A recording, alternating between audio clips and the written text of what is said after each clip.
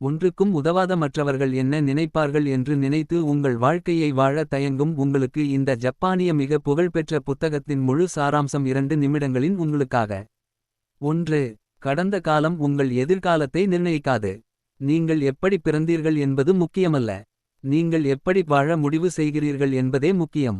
2. உங்கள் வாழ்க்கைக்கு நீங்கள் தான் பொறுப்பு. மற்றவர்களை குறை கூறாமல் உங்கள் முடிவுகளை நீங்கள் எடுத்துக்கொள்ள வேண்டும். 3. எல்லாரையும் மகிழ்விக்க முயற்சிக்க வேண்டாம். அனைவரையும் திருப்திப்படுத்த முயன்றால் உங்கள் வாழ்க்கையை நீங்கள் வாழ முடியாது. 4. மற்றவர்களுடன் ஒப்பிடாதீர்கள். ஒவ்வொருவருக்கும் தனித்த பாதை இருக்கிறது. உங்கள் முன்னேற்றத்தையே கவனியுங்கள். 5. அங்கீகாரம் தேடும் மனதை விடுங்கள்.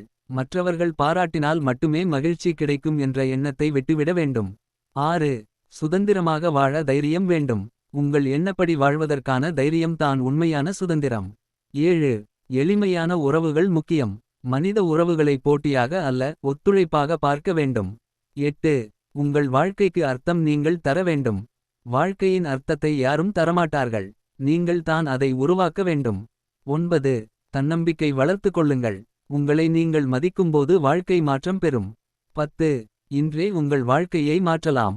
நாளை என்று காத்திருக்க வேண்டாம். உங்கள் சிந்தனையை மாற்றினால் வாழ்க்கையும் மாறும்.